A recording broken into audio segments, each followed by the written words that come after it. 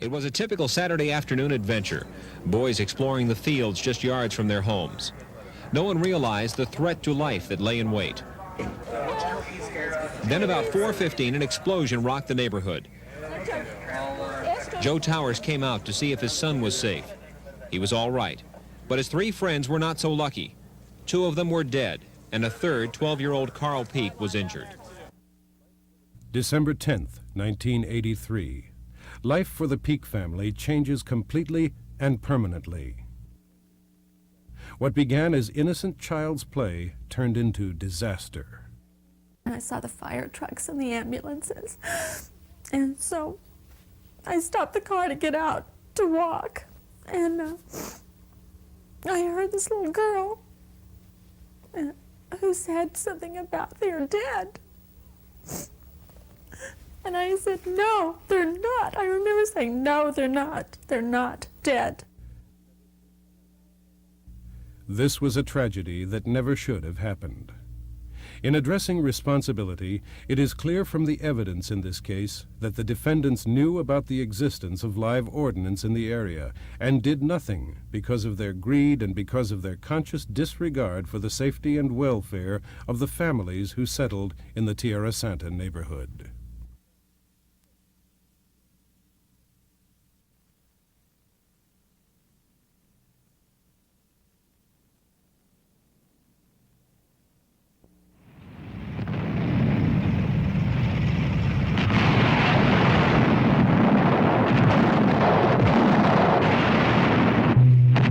During World War II, the U.S. military was trying to develop field artillery to combat tanks in the German and Japanese armies. One of the weapons used by U.S. forces was the 57-millimeter cannon. This is the shell containing the deadly projectile it fired. Some of the training on the 57-millimeter was done at Camp Elliott, presently known as Tierrasanta. For the next 20 years, troops from the U.S. Marines and the U.S. Navy fired a variety of weapons, from the M16 to the 75-millimeter cannon, from ranges in Camp Elliott into the nearby hills. Among the empty shells that were left on the ground were the live rounds that did not explode on impact, rounds that still contained their deadly force.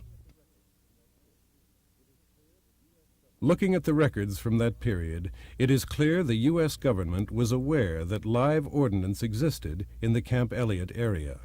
As early as 1958, the United States, acting through the Department of Navy, granted an easement to the San Diego Water Authority. This grant included a notice of existence of live ordnance and the acknowledgement of the potential for injury or property damage resulting from explosions arising from operations in the Camp Elliott area. In the early 1960s, more than 20 years before the Peake incident, during a sweep of the area through just visual observation, the military found at least 34 rounds of live ammunition. As then-Lieutenant James Turnage, a Fort Rosecrans demolition expert, stated, "The ordnance we discovered is high explosive, an extreme hazard to anyone who may disturb it." During the 1960s, the land was closed to military use and was declared surplus for the purpose of sale by the U.S. government. By that time, the city of San Diego had become aware of the danger of live ordnance. In a letter dated May 15, 1963, William McFarland, a city property supervisor, wrote to the U.S. government through the General Services Administration. "We have just been informed by the city police department that a great deal of the area lying within the Camp Elliott property was used as a heavy weapons firing range. No guarantee could be made as to the status of explosive or dud shells which are buried in the area. It is felt that a definite word of caution should be extended to recent purchasers as to the danger. This information was not contained in any of your brochures." Some of the property was sold for residential development, and some was sold at a reduced rate to the city of San Diego with the provision that the city opened that land to the public for recreational use. The developer of Tierrasanta was Christiana Community Builders. Again, looking at the records from this period, it is clear that Christiana, as well, was aware of the existence of live ordnance in the area. In a letter dated December 5, 1969, 14 years before the Peake incident, Captain P.M. Booth, acting commander of the Naval Facilities Engineering Command, wrote to Mr. Sanford Schulman of Christiana Community Builders and stated, During your visit to this command, you inquired whether the land purchased by Christiana Community Builders is contaminated. In 1964, the possibility of Camp Elliott lands being contaminated was brought to the attention of this command. The area cannot be declared completely clear of dud ordinance. While considering the purchase of land in the Camp Elliott area, the city of San Diego acknowledged the danger and weighed the possible consequences. A legal opinion dated December 27, 1973, 10 years preceding the Peake incident, written by Jack Katz, Chief Deputy City Attorney, concluded, The city of San Diego has actual notice that there may be unexploded ordnance on property to be used for park and recreational purposes. but the city was willing to accept the risk. There is a risk here, Then City Manager Kimball Moore said, but it seems to be one we should take. in accepting the land, the City Council directed the city manager to warn residents of the danger. Quoting from the City Council minutes dated December 27, 1973, Make sure that the area is properly posted and that when development takes place, due precautions are used. none were. And when development began, construction crews discovered live ordnance which littered the canyons. In TV news coverage after the December 10th tragedy, the developers admitted to knowing about the ordnance but didn't consider it much of a concern and continued developing the area without taking any precautions whatsoever. Christiana acquired about 1,800 net acres in the area of the Elliott, the old Camp Elliott. Fenton also says that despite the property's well-publicized past as a weapons firing range, no one in 1967 was concerned about finding undetonated ammunition.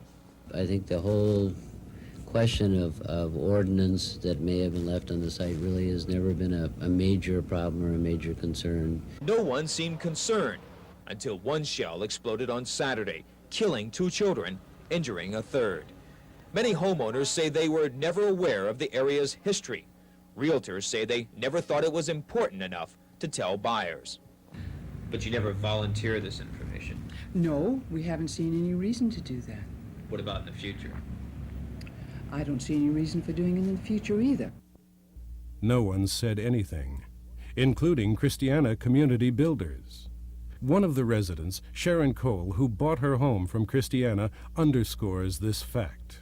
When my husband and I purchased our home from Christiana Community Builders, we were given no warning that that area had been formerly a military range, an impact range that was actively used during the Second World War. That was not anything that was publicized by Christiana. What is clearly demonstrated here is a wanton lack of concern for the safety of residents in Tierrasanta. Even though knowledge of the live ordnance goes back more than 20 years, no one, not the U.S. government, not the city of San Diego, not Christiana, no one warned the people who bought homes and settled their families here. Instead, they lured them into danger.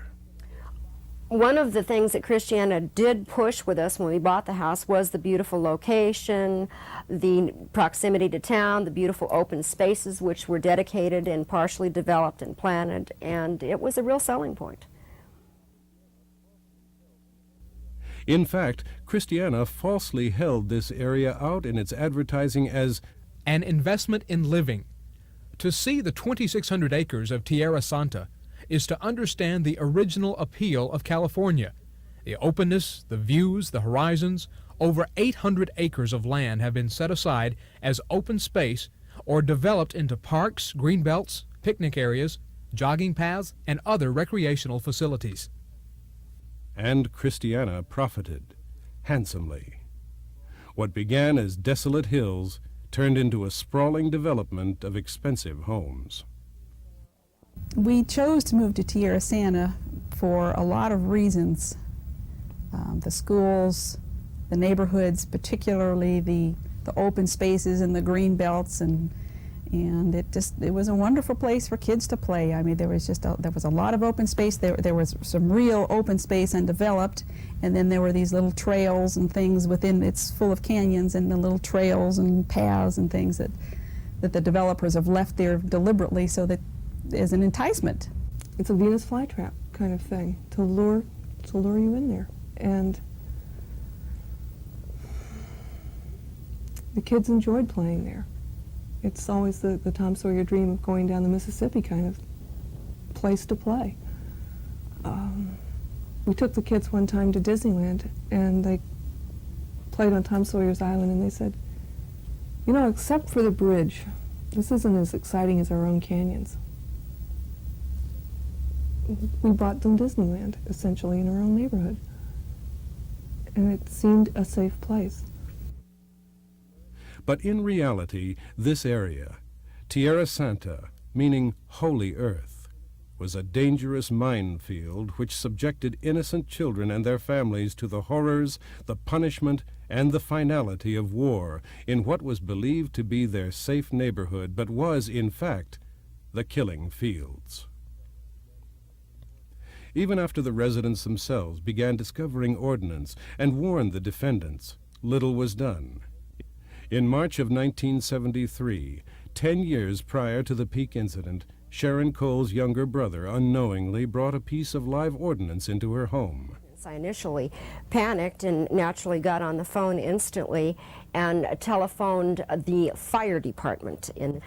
And I had a conversation with them which was quite startling. They told me the weapon was very much alive. It was an impact weapon that if it was dropped, it had the explosive force of 8 sticks of dynamite, and there it was sitting on my dining room table. Immediately, Sharon Cole began notifying the authorities, including phone calls and letters to the military, the city of San Diego, and Christiana community builders. In addition, she confronted a Christiana representative face-to-face and received this response. In March of 1973, in addition to contacting military and civilian authorities, I also contacted a representative of the builder, Christiana Community Builders, who was an on-site rep, Carl Vernell, to tell him about my concern involving this whole situation regarding the mortars and the impact weapons and explosives and what have you in the area. And Carl was really quite aware of what was going on in the community. I mean, he knew that there was a problem. There was no question about it, and he acknowledged that fact when we spoke. He indicated to me there wasn't anything he could do about it. What Vernell told Sharon to do was contact a vice president with Christiana Community Builders at their main office. She did that, but explains no one at Christiana took any action. They weren't rude, but the bottom line was, it's not my responsibility. And they wouldn't accept any responsibility, and I was becoming increasingly frustrated because nobody would. In a letter dated March 22, 1973, from Sharon to Bob White, administrative assistant to the mayor of San Diego, Sharon makes a grim prediction. We are dealing with human lives, especially small children, who play in the canyons and could unknowingly destroy themselves by their own natural curiosity. In response to this warning, the U.S. Navy did perform a sweep of the area. 50 pieces of ordnance were found. 8 of them were deadly. But Christiana continued to develop the area without warning potential buyers or existing residents. Then, in 1978, 5 years before the Peake incident, 3 children were wounded by an exploding piece of ordnance. In reacting to that incident, Chuck Causey, a battalion chief with the City of San Diego Fire Department, said ordnance disposal teams had been dispatched half a dozen times a month to cart away live ordnance. Clearly, each event further elevated a duty by the defendants to warn the public. Yet, no warning was made. Nobody has ever told us, no developer has ever told us that the area in which we were buying our home or any other part of Tierrasanta had ever been used as a firing range for the military. They had very nice brochures about their neighborhood, very physically and aesthetically put together. And with respect to being appraised that it was the Camp Elliott area as an old training site, ordnance detonation, disposal, delivery, firing range, I can assure you that absolutely no one ever made mention. We pay taxes to maintain this, and why we have to pay taxes to maintain an ammunition dump is beyond me. But there's nothing there that warns you, do not enter, danger. In fact, there's everything there to suggest that you should come. I feel that if there had been some sort of warning, some sort of education in the school, that yes, I do believe Corey would be alive. Prior to the explosion, the Peakes were a happy, well-adjusted family. Charles Cap Peake, age 41, was an assistant district attorney, a former Green Beret who served in Vietnam and later as a lieutenant colonel in charge of a paratroop Special Forces Reserve unit. At the time of the tragedy, Cap was battling testicular cancer. Doctors told Cap he was in complete remission following several rounds of chemotherapy. His wife, Joanne, age 34, stood behind her husband during his ordeal while supporting and nurturing their 4 children, Carl, age 12, Corey, age 8, Colette, age 7, and Chad, age 3. Throughout the years, the Peakes maintained strong bonds of love for each other. A year after their marriage, Cap was discharged from the military and began law school at Cal Western in San Diego and began his career in the Army Reserve. During their second year in law school, Joanne got pregnant. Yeah, I'll never forget saying, "Cap, I'm pregnant," and this big smile, and he went, "What are we going to do?" We did it. Before the accident, the Peake family was probably one of the finest that I personally know. Cap was a star. Cap was a goer. He was a district attorney. He was a commanding officer of Special Forces on a reserve basis. He was a family man. He loved those children, loved to share sports, loved to go to any event they'd go to, took an interest in their homework, and was very close to Joanne. They were a fine couple, fine married couple that loved their family, participated in everything. It was always a joy to go over there. Cap would lean back whenever he talked about any of the children and gave an account of their exploits, and those kids would just grin from ear to ear. Specifically, in regard to Corey, here you saw a truly unique child who was bright, who was a gifted athlete, and who brought a lot of joy to each member of his family and his friends. Yes, this is a photograph of our team that was taken approximately 2 or 3 weeks before the tragedy occurred. All right, this is Corey right here I'm pointing to, and this is Matt right behind him. As an athlete, he was just a great kid to watch play this game. He was very coordinated, he was very graceful, he was very athletic. Because he was good at the game, he tended to be a leader in getting the other kids to do also what I asked them to do. And at that age, that is not always something that happens very often. So I always was happy when he came to practices. Not all the kids came to all the practices, of course, but when he came to practice, it usually was a pretty good practice. And I marveled at how close her children were compared to my sons. My sons had the usual boy bickering and little brother, big brother stuff separated by their ages, and Carl and Corey didn't. It was amazing. They shared a room that was, when I first knew them, a very small room with bunk beds. And they got along really well. Carl was willing to have Corey tag along after him when most brothers don't want that at all, have this little kid tagging along. Corey idolized his brother, just thought he was the greatest thing going, and wanted to be with him all the time. They were really close when Joanne and Cap remodeled their house. when they were having their 4th child. I was surprised that they didn't, with the amount of square footage they put on their house, they didn't give the older boys separate rooms. My kids were champing at the bit to have separate rooms, and they didn't want it. The 2 of them wanted to have a room together. And I found that amazing and very tender and loving. Colette had a sort of speech impediment. She was just 3, and it was hard to understand her. And Corey was her interpreter. He met the world for her. And it was, you could see the repetition of how Carl treated Corey coming through and how Corey treated Coco. Very kind, understanding, and solicitous, making sure she was comfortable, things were right for her, and then he could play. It was incredible that he spent so much energy for a 7 and 8-year-old, making sure the younger kids were feeling comfortable about where they were.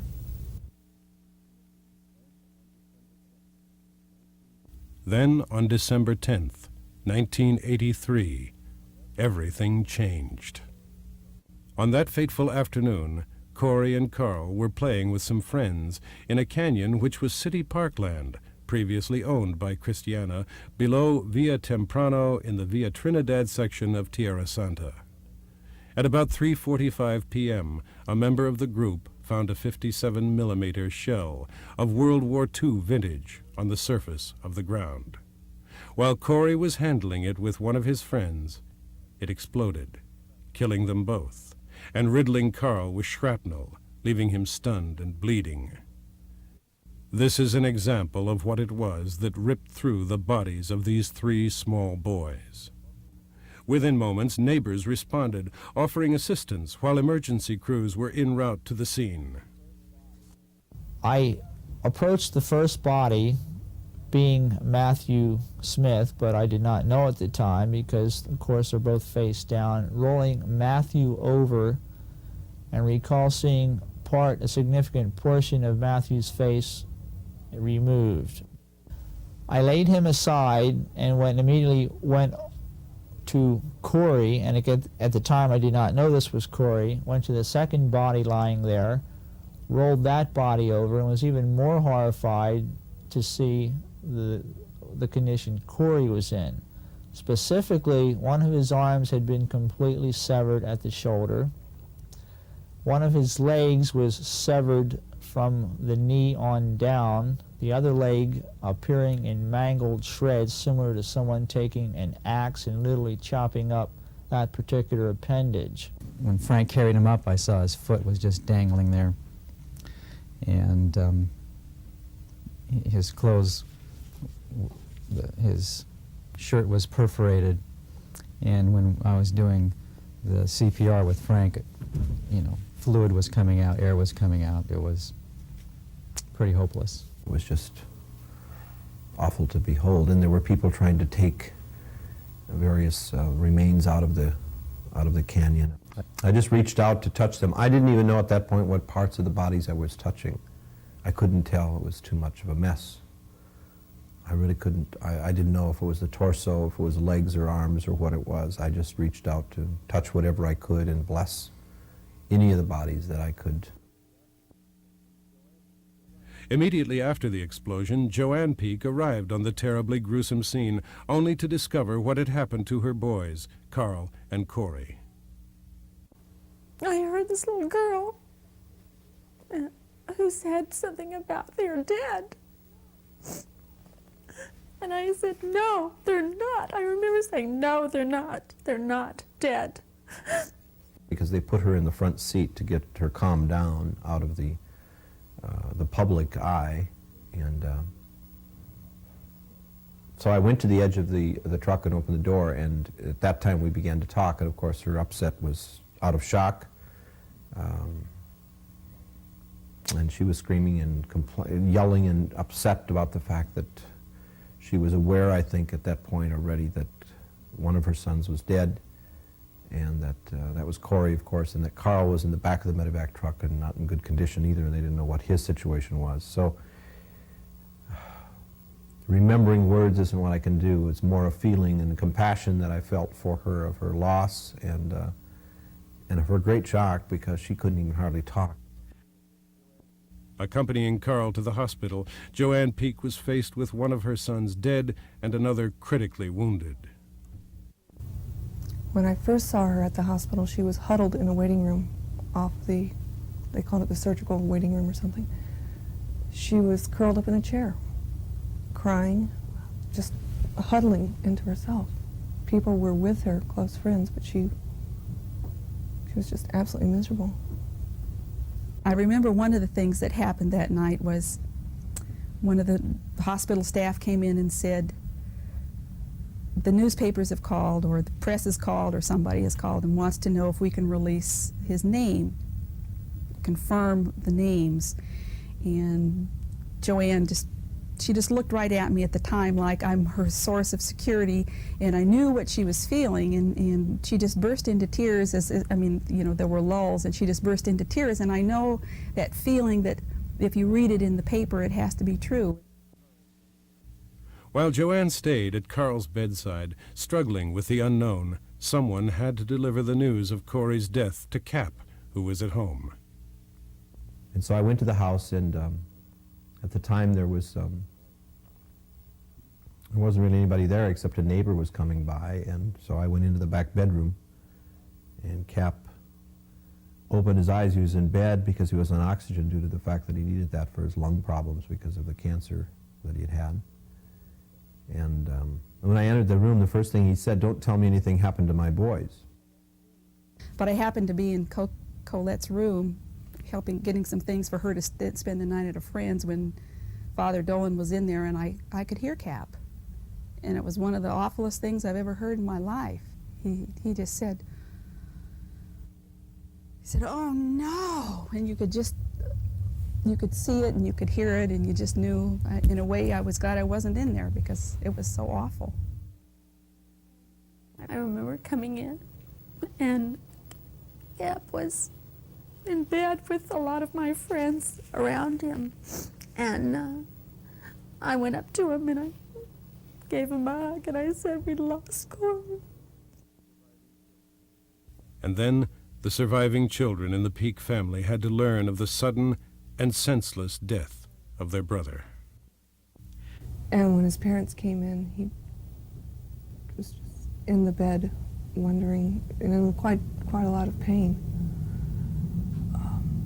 And he asked where Corey was, and Cap said that he had died. And Carl broke down and cried a lot.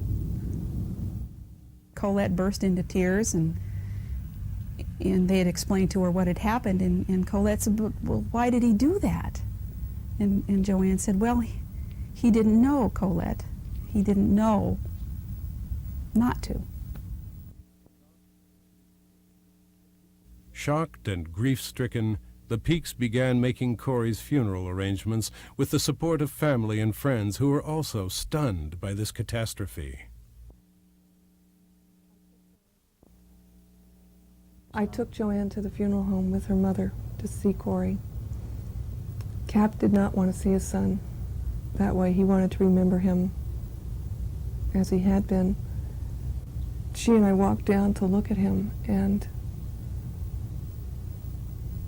her mother flittered off to look at the flowers. She wasn't comfortable either.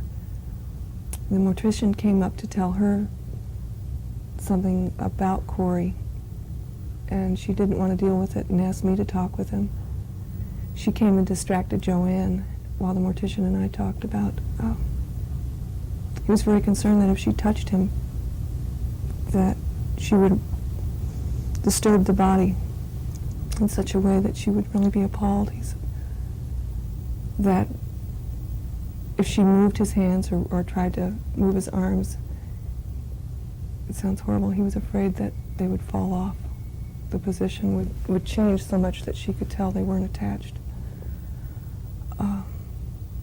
He had what was probably paraffin holding his head together, or skin on his forehead. There was a discoloration up here, and he didn't want Joanne to be moving his head or petting him, touching him on his head, because he was afraid things would really get dislodged there. And I assume, logically, that if You touch your son and he falls apart in front of your face. It's horrible. And so he didn't want anything like that to happen.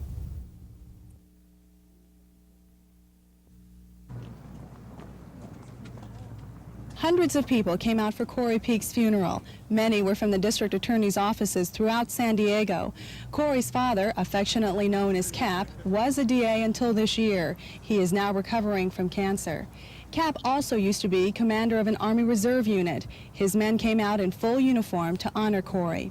The older brother, 12-year-old Carl, was injured in Saturday's explosion. He has shrapnel in his legs and hips and is scheduled for surgery. Still, he came from his hospital bed to be here.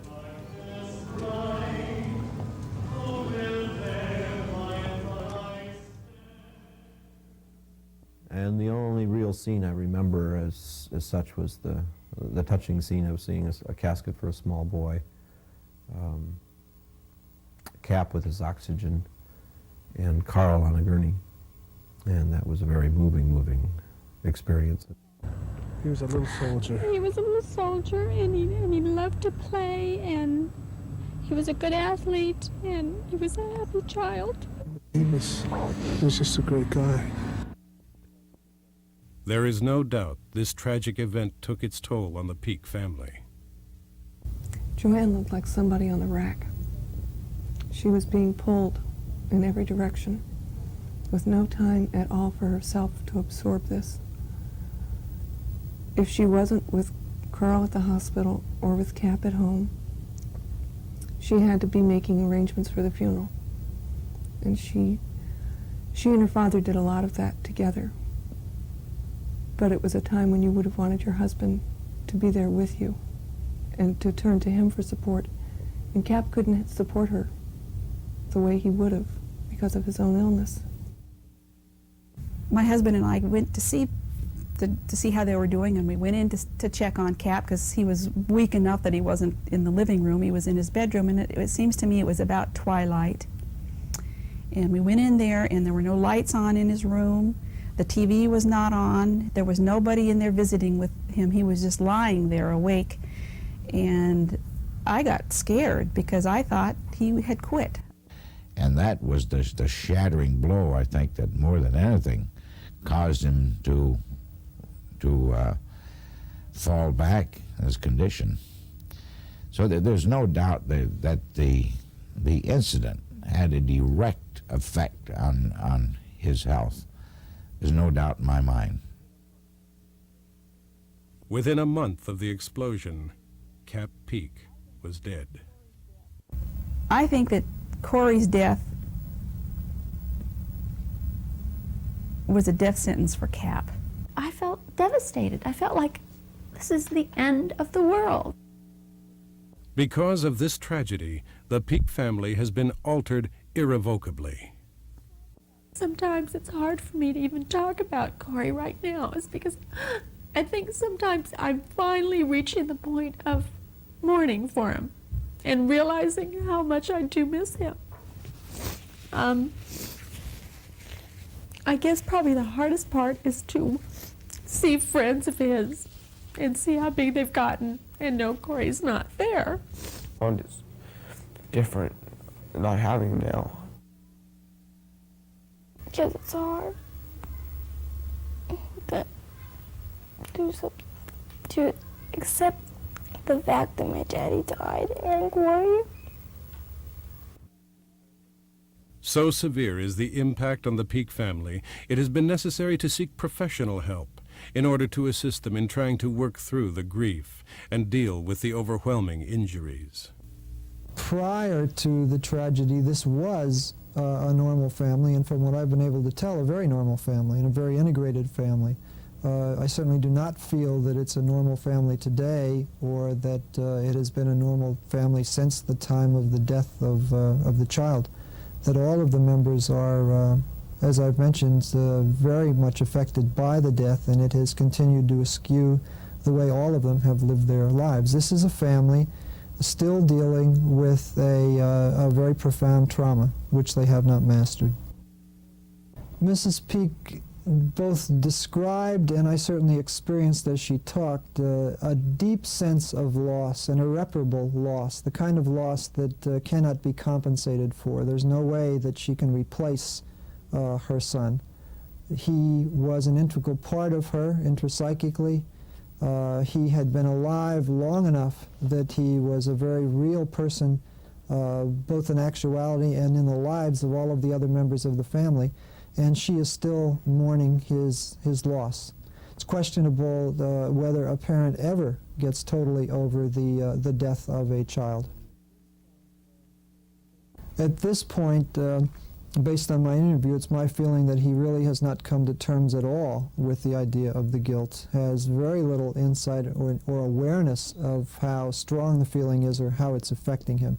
He's tried to shut the whole thing out and to go on with his life, and he hasn't been very successful in doing so. Her brother's death has very much skewed Colette's development. She was a 7-year-old at the time of the accident, a point in life which ought to be fairly carefree and uneventful. She has continued for the past 3 years to be preoccupied with his death, and to this day spends a fair amount of her time thinking about it, wondering about it, and wondering how he is. It brought a burden to her and to her development. And Carl faces an uncertain future. Doctors were unable to remove all of the shrapnel, and the danger exists for further damage if any of the shrapnel moves to his knee and inhibits its motion. You got a flat line down there too.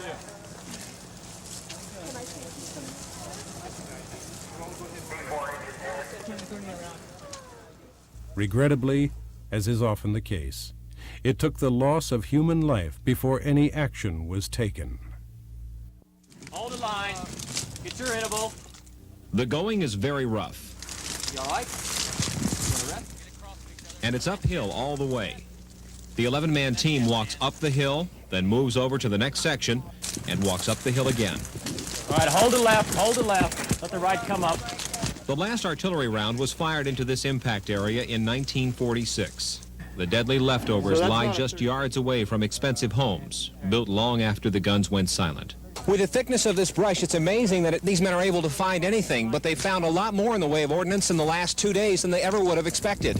The initial estimate was we'd probably find one piece of ordnance, dummy or otherwise, about once a week. In the 2 days of training, Monday and Wednesday of this week, they've already found 100 M16 rounds, 5 or 6 36mm armor-piercing projectiles, 1 bazooka round, 4 3-inch armor-piercing pieces of ordnance, and they found 2 more pieces of ordnance this morning. In conjunction with the search, extensive education programs were begun in nearby schools by the City of San Diego Fire Department to warn parents and their children about the danger. 1 is to never touch it. 2 is to don't just remember where it is. And 3, call the fire department. If only Carl or Corey would have been taught this. There is no reason why they could not have been. It was a risk the defendants said they could afford to take. Profit came before safety, and because of that, the Peake family will suffer forever. My feeling is the whole thing was totally ridiculous that that kind of incident would happen. You know, a terrible tragedy for what reason? Nothing. Stupid. It's very frightening to write something in a letter and then to see that happen 10 years later where 2 young boys were killed. I think it is the most irresponsible, outrageous set of circumstances I can imagine. It's absolutely unforgivable. There is no excuse. There is no amelioration. There is absolutely nothing that anybody could tell me to explain why that was allowed to happen.